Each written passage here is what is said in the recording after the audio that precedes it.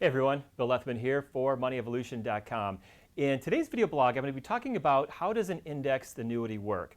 So first of all, let's talk about what is an indexed annuity. Well, an indexed annuity is really just a type of a fixed annuity where instead of getting an interest rate from the insurance company, the interest rate that you receive is going to be based off of your participation in an underlying index, like maybe the S&P 500.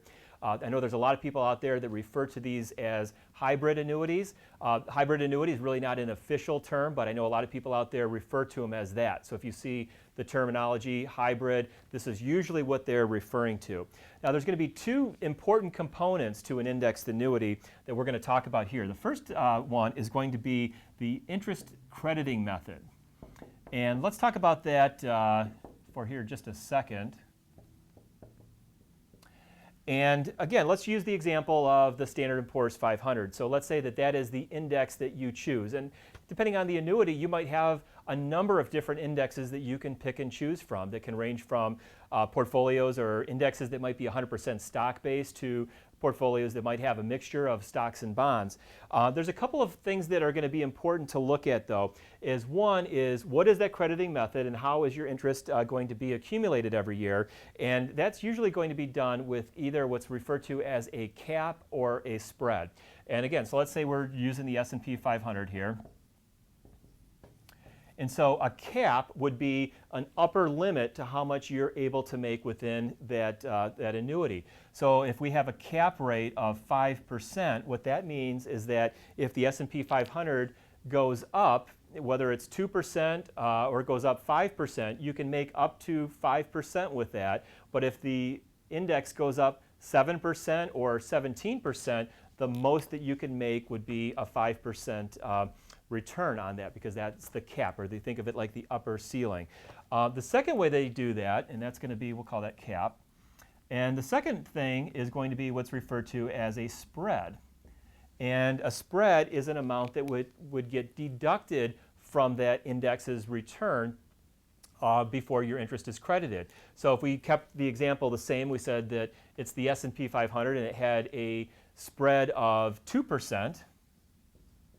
And just to clarify here, I don't know of any annuities in this marketplace that have a spread of 2% on the S&P. Usually we're seeing things come in around 5% for a cap. But anyway, let's just go with that because we'll keep this example rolling here. So if we had a spread of 2% and the index returned a 10% rate of return for the year, we would subtract that 2% and the interest that you would get credited would be 8% for the year. So some indexes, indexed annuities have a cap, some have a spread, some might even have a cap and a spread where it might subtract something from the annuity, but you can still only make up to a certain amount. Now how this works is, let's say that you started off with a $100,000 in your indexed annuity, and let's say we're using an S&P 500 with a cap of 5%. If this year the return on the S&P 500 was 4%, then the value of that account at the end of the year would be $104,000.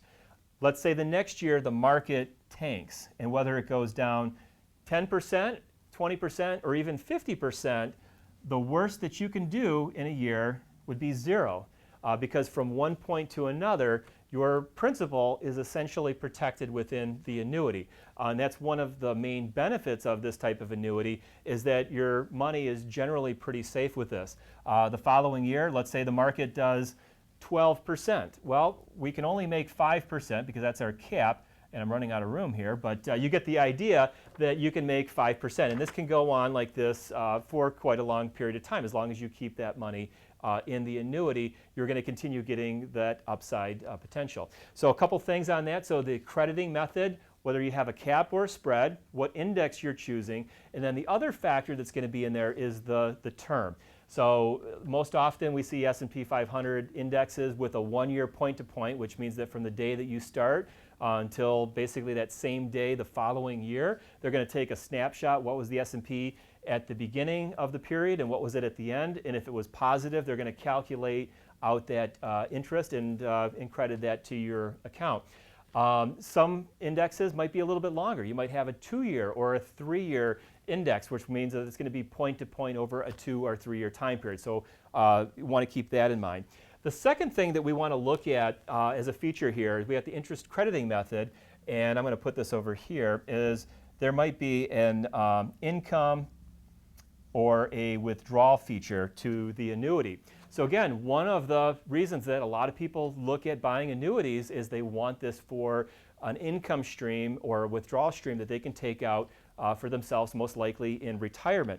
And depending on the annuity, there's some fairly decent features to some of these. It's going to be dependent on a couple of factors. One is going to be your age. Generally, the older you are when you start taking income, that's going to give you potentially better withdrawal rates. So for example, it might be 4% if you take the income beginning at age 60. It might go up to 4.5% if you waited till age 65, just as an example. Whether you do it joint or single life.